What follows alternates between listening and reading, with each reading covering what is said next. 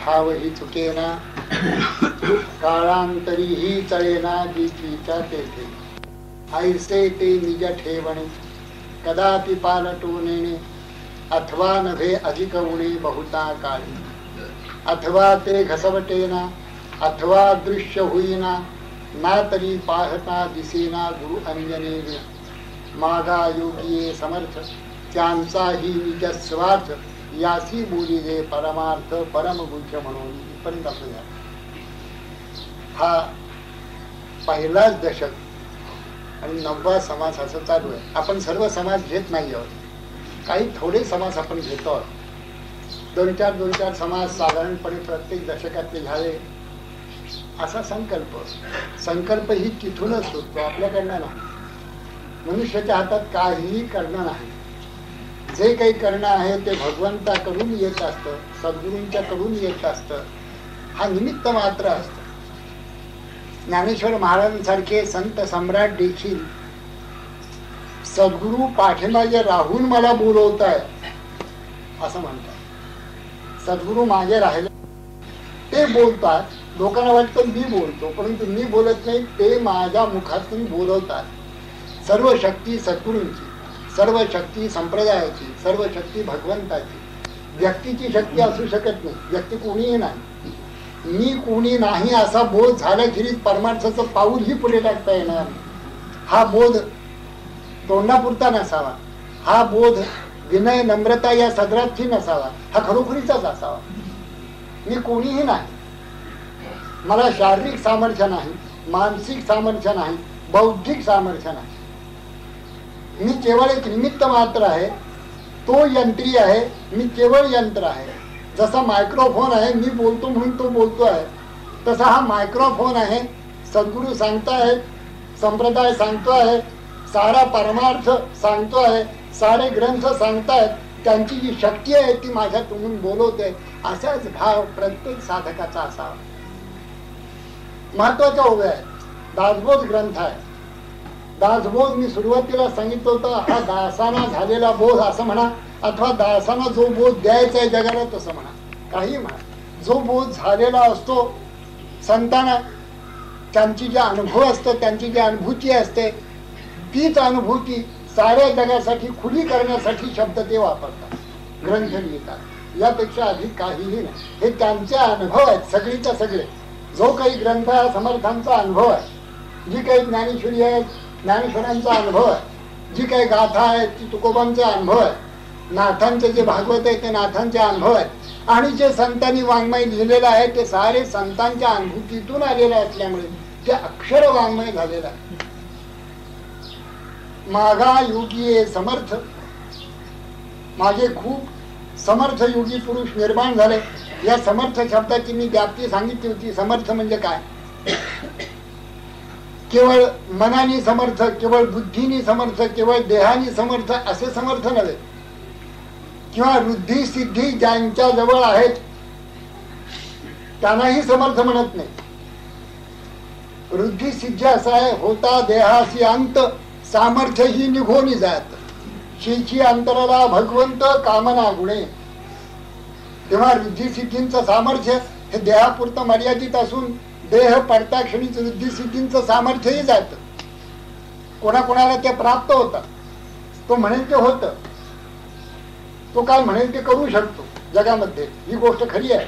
पण वृद्धी सिद्धीचं सामर्थ्य त्याच्या पुरतंच मर्यादित असून त्याच्यापासून कोणाचंही फारसं कल्याण होऊ शकत नाही. सामर्थ्य इथे जो शब्द वापरले तो सामर्थ्य मी मागच्या खेपेला सांगितलं होतं, आपल्या लक्षात असेल, परमार्थ करण्याचं, साधना करण्याचं सामर्थ्य. आपल्याला वाटतं इतकी साधना सोपी नाहीये. साधना करायला जी मनाची घडणघडण लागते ती अनेक वर्षांच्या साधनेनेच घडत असते. अनुभवाची अनुभवाते प्रसवे, ध्यानाची ध्यानाते प्रसवे, असंच माणूस जाण्याचा. अनुभवातून अनुभव, ध्यानातून ध्यान, असं एकापुढे एक होत जातं. काहीही न करता आपोआप सामर्थ्य येत नाही परमार्थात. एखादी व्यक्ती सकाळी उठली आणि तिला वाटलं ध्यान करावं, 5 मिनिटं बसेल, 10 मिनिटं बसेल, यापेक्षा अधिक त्याच्याजवळ सामर्थ्यच असू शकत नाही. तो जेव्हा 10-20 वर्ष करत आलेला असेल तेव्हा तो निमूट 3 तास बसू शकेल, न हालता सहज मोठ्या प्रेमात आनंदामध्ये 3 तास बसू शकेल. याचं कारण हे आहे की तो 10-20 वर्ष अथवा कदाचित 5-10 जन्म देखील तो करत आलेला. हे जे साधना करण्यासाठी जे सामर्थ्य लागतं, मन समाहित व्हायला पाहिजे. मन अत्यंत चंचल आहे. चांचल्य आवरलं तरच साधना शक्य होते. चांचल्य आवरायला फार सामर्थ्य लागते. योगी समर्थ होते पूर्वीचे, त्याने मन आवरलेलं आहे, बुद्धीला फाटे फुटू दिलेले नाही, देहाला युक्ताहार विहार ठेवून अगदी व्यवस्थित ठेवलेला आहे. असा हा देह, मन आणि बुद्धी या तिन्हींचाही नियंत्रित करून तिन्ही नाही ही मंडळी योगांचा अभ्यास करत होते. म्हणून योगी हे समर्थ, ते समर्थ योगी झाले. समर्थांसारखी मंडळी, ज्ञानोबांसारखी मंडळी, आता हे श्रीधर स्वामींचं नाव वाचलं आपण, श्रीधर स्वामींसारखी मंडळी अथवा स्वरूपानंद नंदांसारखी मंडळी अथवा गुंजरेकर महाराजांसारखी, त्यांचे गुरु तुकामाई होते त्यांच्यासारखी मंडळी सामर्थ्यवान मंडळी आहे. त्यांच्याजवळ विलक्षण सामर्थ्य आहे. तुकोबांनी तर एके ठिकाणी असं म्हटलं, गाढवाचे घोडे आम्ही करू दृष्टीपुढे. एखादा गाढव जर असतात त्याचा आम्ही घोडा करू. हे केवढं सामर्थ्य आहे. हे सामर्थ्य रुद्धी सिद्धीचं नाहीये, परमार्थामध्ये तो गाढव, त्याचा मी आरबी घोडा करीन असं त्यांचं म्हणणं आहे. लोक म्हणतील की काय मनुष्य, काय त्याचं ध्यान आहे, काय त्याची भक्ती आहे, काय त्याची उपासना आहे, असं लोक म्हणतील. असं करून दाखवीन. आमची दृष्टी एखाद्यावर पडली, ज्ञानोबाने असेच उद्गार, मी तव चित्ता केला आणि श्री गुरु ऐसा दादूला जो जिठवीची बोला बैसवी पदी. मी तर अंतःकरणातच आहे निवृत्तीनाथांचा, आणि श्री गुरु असे श्रेष्ठ आहेत की नुसती दृष्टी पदावर बसवता, परमार्थाच्या पदावर बसवता, पार अहम सोहम जाऊन स्वरूप बोधावरच नेऊन ठेवतात. अशी ही दृष्टी सद्गुरूंची असू शकते. हे जे सामर्थ्य आहे, स्वतः सगळं जीवन नियंत्रित करण्याचं सामर्थ्य आणि दुसऱ्याला संक्रमित करण्याचं सामर्थ्य, असे 2 सामर्थ्य योग्यांच्या ठिकाणी एक वटलेली असतात. म्हणून मागा योगी समर्थ, समर्थ योग. नुसतं बोलून काय होणार, एखादं कुणीतरी दाखवलं पाहिजे, बा हे बघा मी बोलतो ना त्याचं हे प्रत्यय, हे पहा कशी भक्ती करतात, मी सांगितलं ना हे भक्त झालेले आहे आमच्या दृष्टीने. पहा चैतन्य महाप्रभूंसारखे कसे रंगून गेलेत भक्तीमध्ये. गोविंद गोविंद करत असताना, कृष्ण कृष्ण करत असताना, राम राम म्हणत असताना देहभाव हरपलेला आहे. देहातीत अवस्था प्राप्त झाली. डोळ्यातनं अश्रुधारा वाहत आहेत. अष्टसात्विक भाव देहावर उमटलेले आहेत. चित्त आटलेलं आहे. चित्त चाकाटले आटू घेत, मन पांगुळले जिठीच्या तेत, आपाद कंचुकित रोमांच आले, अर्धोन मिलित डोळे वर्षतात आनंद जळे, आतील सुखोळ मेची बळे बाहेरी कापे. हे जे काय वर्णन आहे तस पहा कसा भक्त झालाय, पहा कसा रंगलाय. रामकृष्ण म्हणत असत, एक भगिनी आली आणि एकदम येऊन त्यांच्या पायावर लोटांगणीच गेली. एकदम घट्ट पाय धरून डोळ्यातनं आश्रय, पहा पहा म्हणाले कसे रंगले. रामकृष्ण म्हणाले कसे रंगले बघा. तिला भेटलाय, तिला स्पर्श झालेला आहे. परतत्वाचा स्पर्श होणं मनाला, जीवाला, हे फार मोठी गोष्ट आहे. नरजन्मामध्ये सगळ्या साधनेचं जे काही साध्य आहे, फलित आहे, ते हा परतत्वाचा स्पर्श आहे. त्या जीवाला तो परतत्वाचा स्पर्श झाला रे झाला. कशाची अंगाने? ध्यानाच्या अंगाने, भक्तीच्या अंगाने, नामस्मरणाच्या अंगाने, पूजेच्या अंगाने, सत्कर्माच्या अंगाने, चिंतनाच्या अंगाने, निजिध्यासनाच्या अंगाने, कोणत्याही अंगाने तो स्पर्श झाला रे झाला जीवाला की त्याचं जीवन सफल होत. असं सफल जीवन हे समर्थ जीवन समजलं. उदंड संपत्ती असली तरी तो समर्थ नसतो. उदंड विद्या असली तरी तो समर्थ नसतो. त्याला स्वतःला विचारलं तर तो म्हणेल मी असमर्थ आहे, मी दुर्बल आहे. पण हे योगी समर्थ होता, साधनेने समर्थ होता. आपण स्वतः समर्थ होता, दुसऱ्याला समर्थ करू शकतात, अशा तऱ्हेची एक शक्ती, एक पॉवर त्यांच्यामध्ये येऊन जाते. ही त्यांच्या दीर्घकाळ साधनेचं सहज फळ असतं. म्हणून मागा योगी समर्थ. आमच्या संप्रदायामध्ये पहा ना, आपण एकापेक्षा एक आदिनाथांपासून स्वरूपानंदांपर्यंत हा संप्रदाय सगळ्यांचा आहे.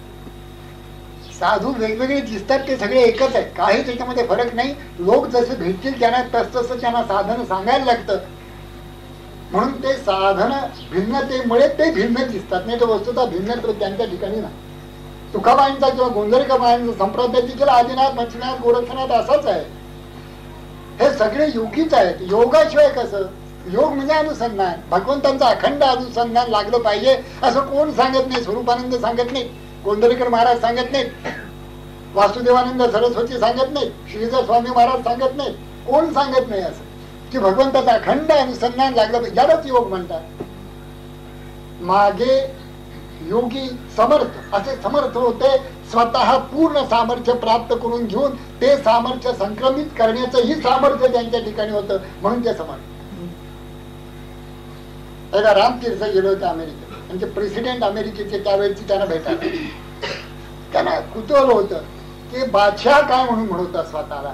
रामतीर्थ स्वतःला बादशाह म्हणत. बघितलं ते एक फाटकी छाती आणि एक लुंगी, त्याच्यापेक्षा बादशाहजवळ काही नाही. आमच्याजवळ केवढी संपत्ती आहे, आमच्याजवळ केवढी सत्ता आहे, आणि हे बादशाह का म्हणतात. गेल्याबरोबर पहिला प्रश्न त्यांनी विचारला, मला एक क्युरिओसिटी, एक औत्सुक्य आहे, शंका आहे की तुम्ही स्वतःला बादशाह का म्हणता.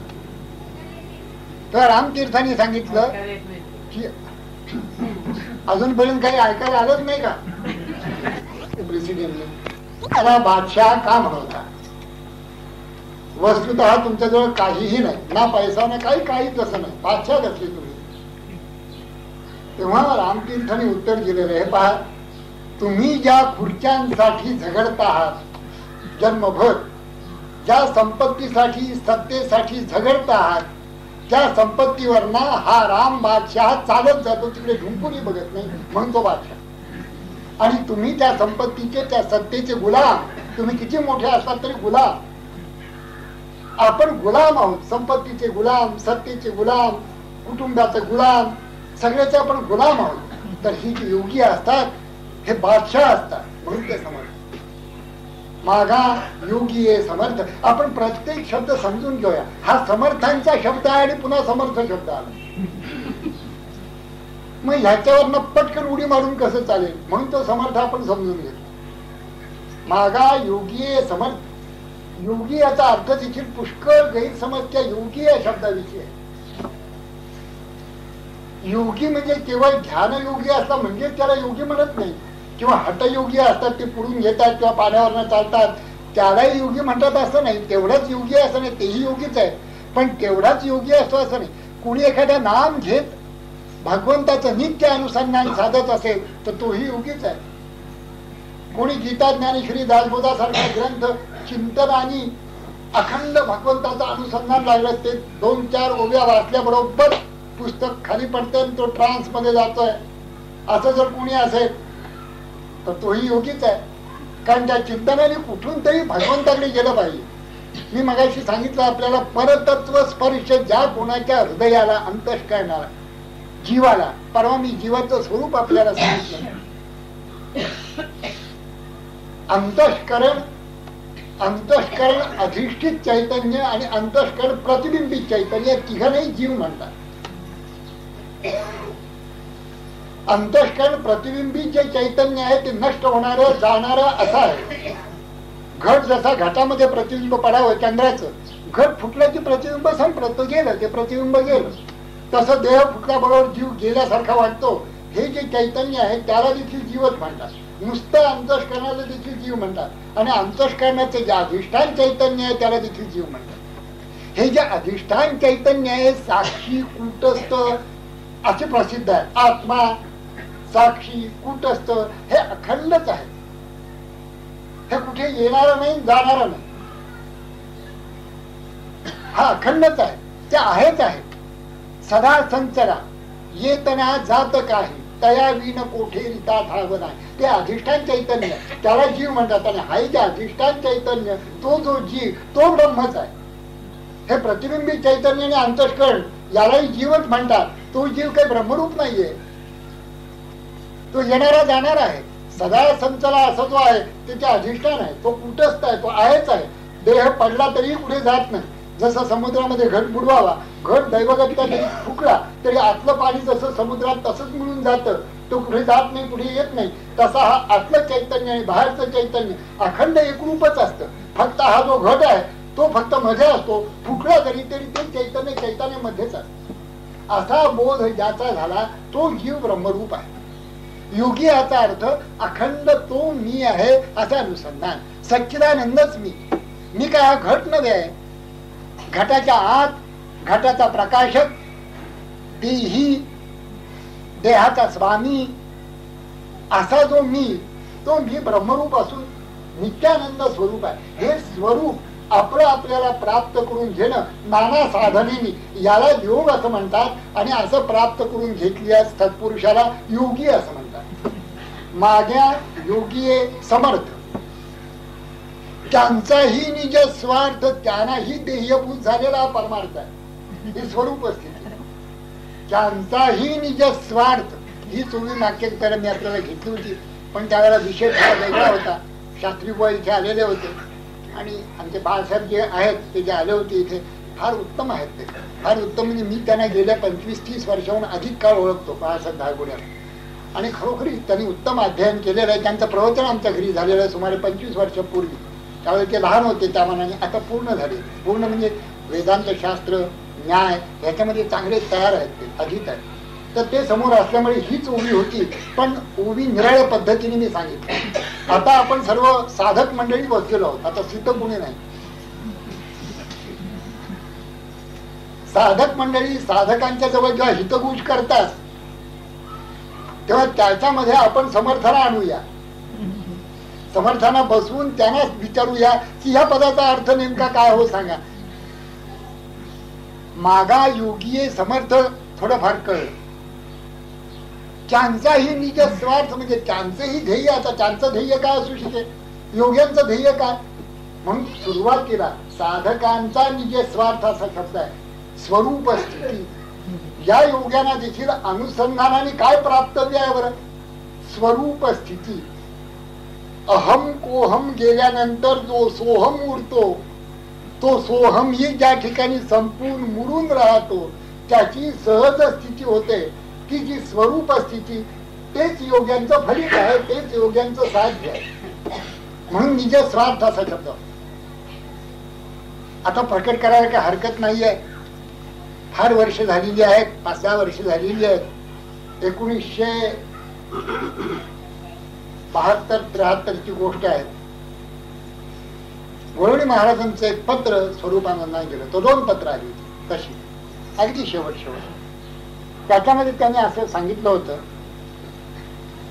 की आपल्याला भेटण्याची बरीच उत्सुकता होती. आता आपल्याला माहिती आहे गोळवणी महाराज योगीराज, त्यांचाही निज स्वार्थ काय व्हावा.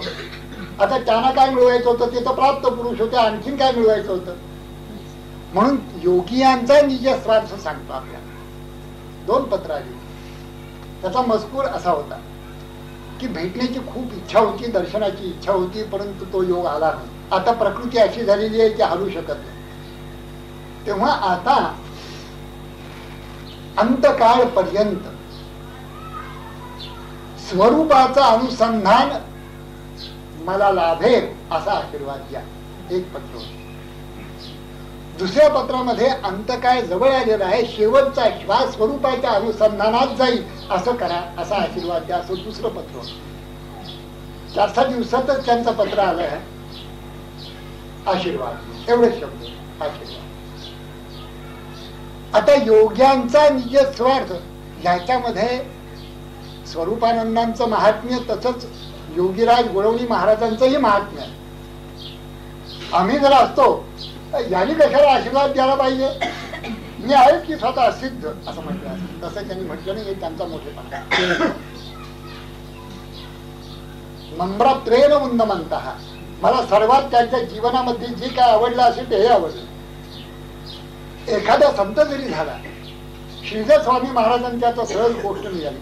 श्रीधर स्वामी महाराज रत्नागिरीला गेले तेव्हा त्यांनी आपल्या अनुयायांना सांगितलं की मला पलीकडे जाऊन पावसला जायचं, मला महाराजांना भेटायचं, मला त्यांचं दर्शन घ्यायचं. तेव्हा आजूबाजूच्या काही मंडळी असतातच तशी, तेव्हा त्यांनी सांगितलं महाराज आपल्याला कशाला घ्यायला पाहिजे,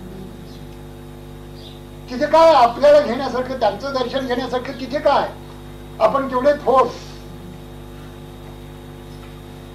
असं 2 दिवस त्या मंडळींनी प्रयत्न केल्यानंतर त्यांनी सांगितलं की मला जायचं आहे, तुम्हाला यायचं असलं तर या, नाही तर तुम्ही इथेच बसा, मी जाऊन येतो.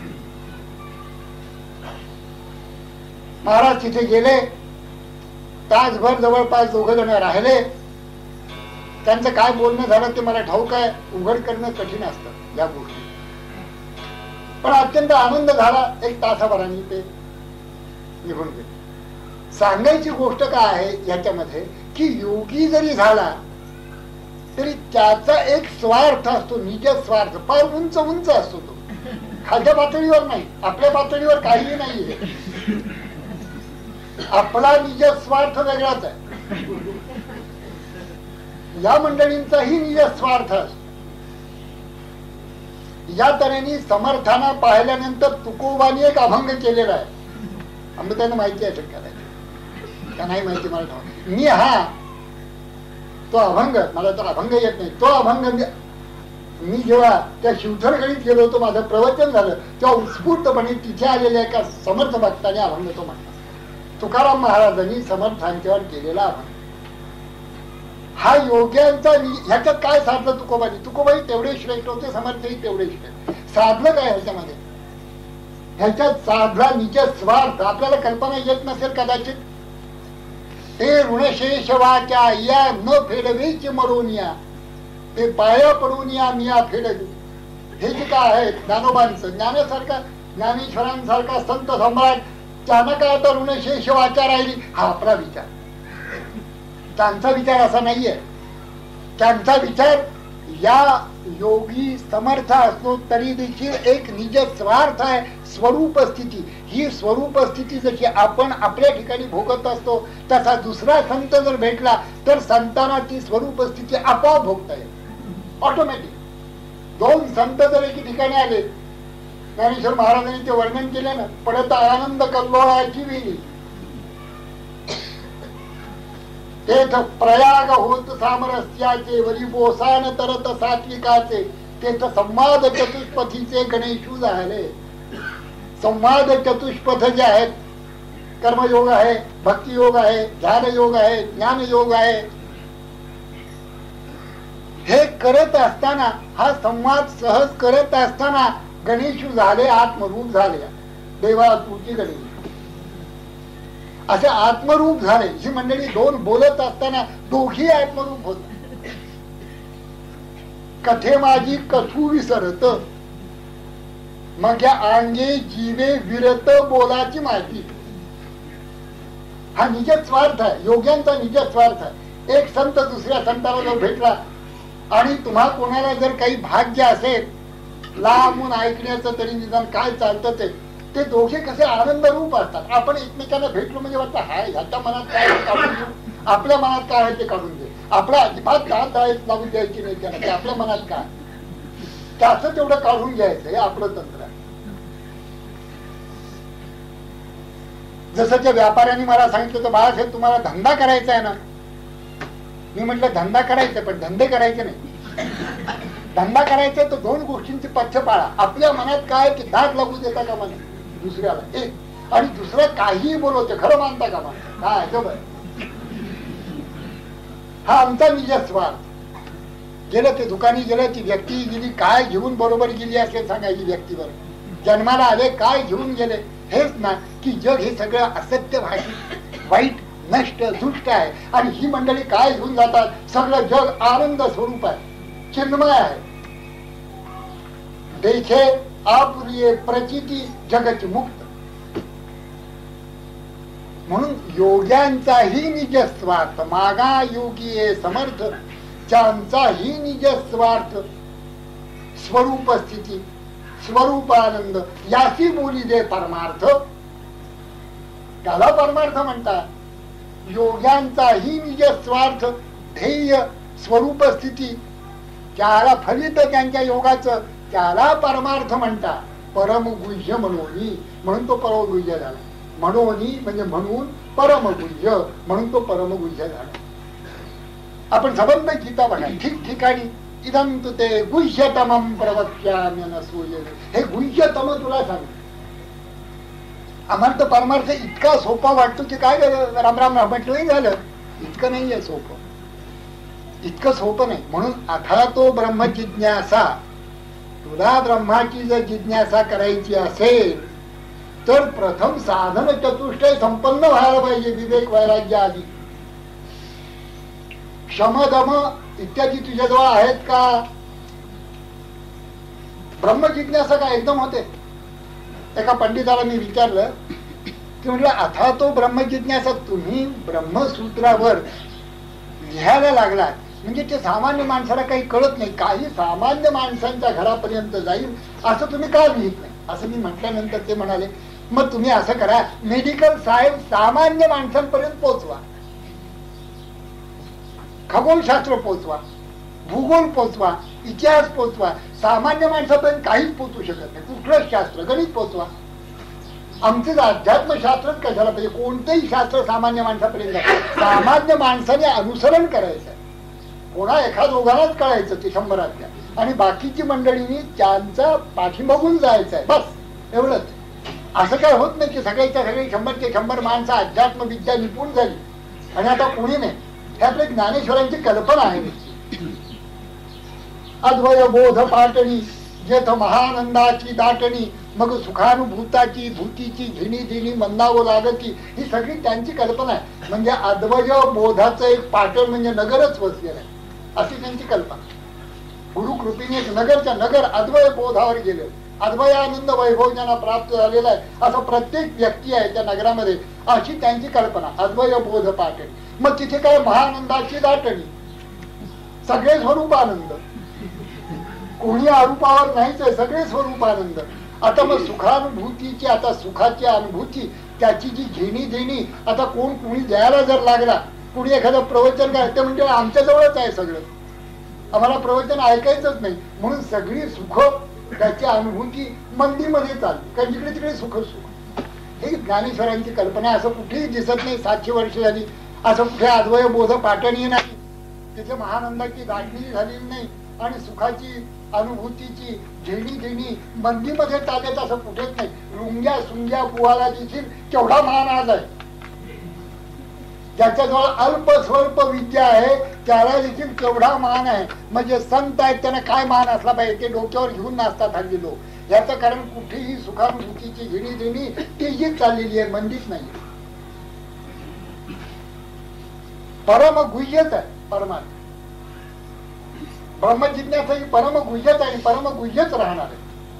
कोणीतरी 100 एखादा मनुष्य तयार व्हावा आणि बाकीच्या 99 त्याचं अनुसरण करावं. तो कसा चालतो, तो कसा बोलतो, तो कसा बसतो. स्थितधीहि किम प्रभाषेत किम आसीत व्रजेत किम, असं पाहून त्याप्रमाणे सर्वसामान्य माणसांनी चालावं, त्याला आदर्श करावा आणि त्याच्या पाठीमागून सर्वसामान्य तोच होण्याची इच्छा शक्य.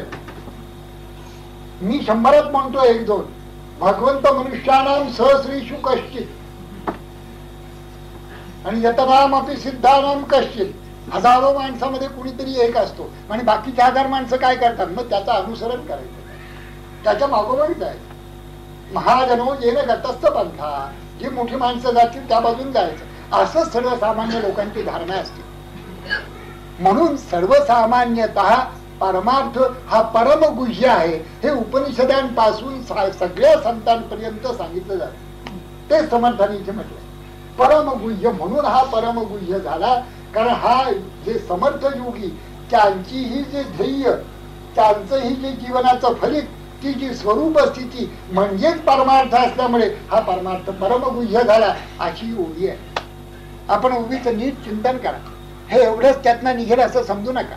मी जे सांगतोय हे केवळ दिग्दर्शन आहे, याच्यापेक्षा खूप खोल खोल तुम्हाला जाता येईल. योगाचा अभ्यास केला म्हणजे योगी करतो.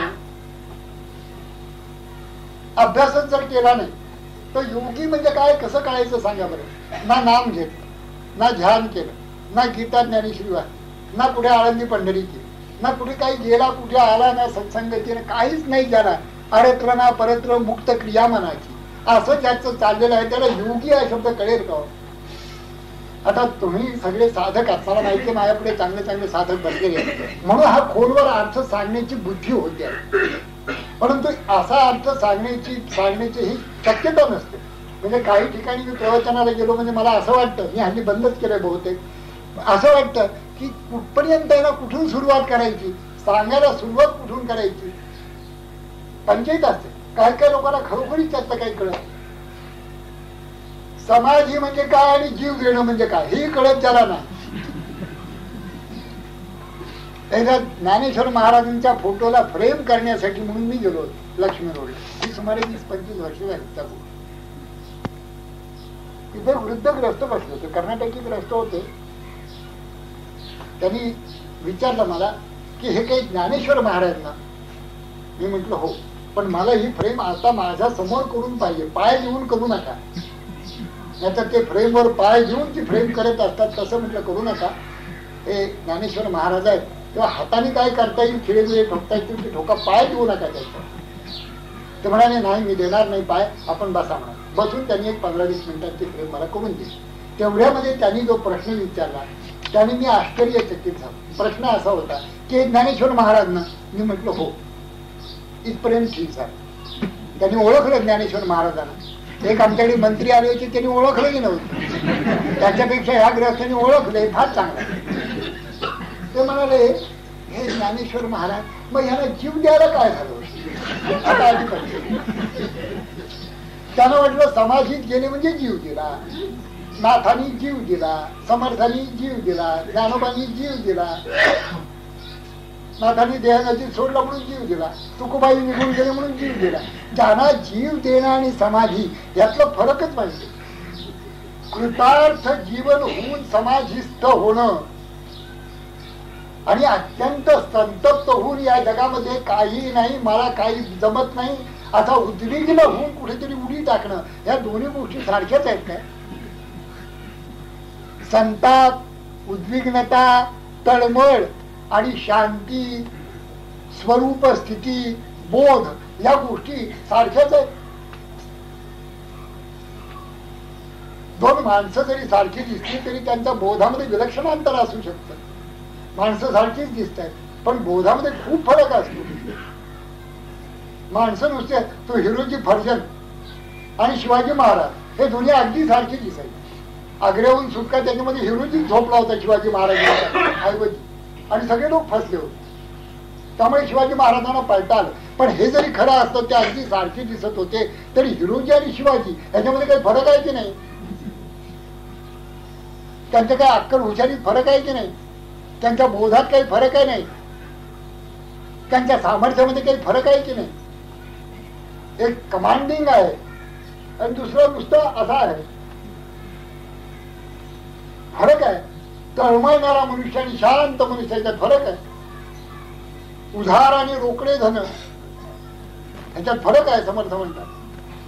असा फरक लक्षात घेऊन जीवन कसं घालवायचं, ज्या योगाने शांती, तृप्त होऊन जायला पाहिजे. आणि जाण्याचं आपल्या हातात नसल्यामुळे या क्षणात आपण तृप्त पाहिजे, कारण पुढला क्षण कसा उभे सांगताय. हात फेर मग गेला का फुकट जन्म. आता तृप्त पाहिजे, आता पूर्ण पाहिजे. याच्यासाठी केला होता अट्टहास, शेवटचा दिस गोड व्हावा. आता निश्चिंतीने पावलो विसावा. पावणार नव्हे, पावलो विसावा.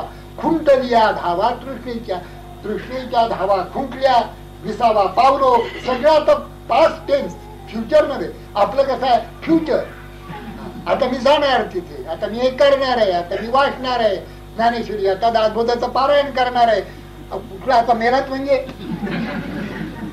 हे कोणाच्या हातातली गोष्ट नाही. खुंटलिया धावा तृष्णीच्या सार्थक वाटे. पहा तुम्ही सगळे शब्द, वाटे आता वाटत सार्थक वाटणार असं नाही. आता पुढे मला वाटणार आहे असं नाही. आता सार्थक वाटे. मला नेहमी असं वाटते सर्व संत वाङ्मय कुणीतरी आपल्यासारख्या आणि कुणीतरी लिहून काढा सगळं. हे काय नेमकं त्यांना सांगायचंय लिहिलं पाहिजे. समर्थांना काय सांगायचंय, तुकोबांना काय सांगायचंय, हे सगळं राहून गेलेलं आहे. अजून नीट सांगितलं गेलेलं नाही. सांगणाऱ्याला एकच गोष्ट पाहिजे की तो स्वयं उत्तम साधक पाहिजे. संत असला तर फारच चांगलं. उत्तम साधक पाहिजे तरच त्याला शक्य नाही. ते शक्य नाही. संत वाङ्मय त्याच्यामध्ये अवगाहन करणे शक्य नाही. त्याच्या काठाकाठाने फिरेल तो. उत्प्रेक्षा किती, अलंकार किती, शब्द कसा घडला, याचा इतिहास काय, याचे संकेत काय शब्दाचे वगैरे वगैरे त्याला येईल. परंतु या शब्दाचं मर्म त्याला कळणार नाही. योगी म्हणजे काय, समर्थ म्हणजे काय, ह्याचे जे मर्म आहे त्या शब्दांचं, हे त्यांचं काम नाहीये. हे तुम्हासारख्या साधकांचं, उत्तम साधकांचं काम आहे. 10 ओव्या दासबोधातल्या जरी तुम्ही लिहून ठेवल्या. इथे बरं आहे की हे सगळे इथे टेप होत आहे, 2-2, 3-3 चालले. हे बरं आहे. म्हणजे त्याच्यामध्ये ते पुन्हा लिहिलं जातं आणि त्याची कदाचित पुस्तकही पुणे मागे होण्याचा संभव आहे. आमचे कर्मीकर उत्साही आहे. ते पुस्तकं तयार करतील आणि आणतील. पण हे एकाचं काम नाहीये. असे 10, 15, 20 तुमच्यामध्ये सहज आहे की आणि हे सगळं केलं पाहिजे असं मला वाटतं. सार्थक वाटे.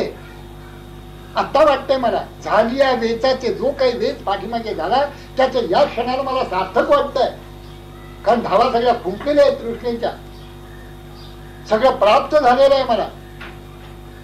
उपनिषद तरी काय म्हणतात, पंचदशिकार तरी काय, धन्योहम धन्योहम नित्यम स्वात्मान मंजसा वेदमी, धन्योहम ब्रह्मानंदो विभाती मे स्पष्टम. ते ऋषी म्हणतात मी धन्य आहे, धन्य आहे. मी सगळा आत्मानंद भोगू शकतो. माझ्यापुढे स्पष्ट तो दिसतोय. अमरा महाराज हेच म्हणत असत, अरे ती वस्तू माझ्यापुढे नाचते आहे रे. हे म्हणणं काय आणि ब्रह्मानंदो विभाती मे स्पष्टम हे म्हणणं काय, दोन्ही एकच आहेत. या संतांनी सगळ्याचा अनुभव घेऊनच बोलतात. आणि अनुभूतीशिवाय बोलणं, प्रचिती वीण जे बोलणे ते कंटाळवाणे, तोंड पसरवणी जैसे सुने रडोनी गेले. आता ह्याच्यापेक्षा आणखीन अवहेलना करायला पाहिजे का. कुत्र जसं रडून जातं रात्री तसं बोलणं आहे. मग प्रचिती वीण बोलणं उपयोग नाही. त्या अवघेची कंटाळवाणं म्हणून म्हटलं. असं मागायोगी आहे समर्थ, त्यांचाही निज स्वार्थ, त्यांची स्वरूप स्थिती यासी बोली जे परमार्थ परम पुरुष म्हणून. प्रत्येक उभी बघा, जेही शोधून पाहिला. पुढलं समोर सांग.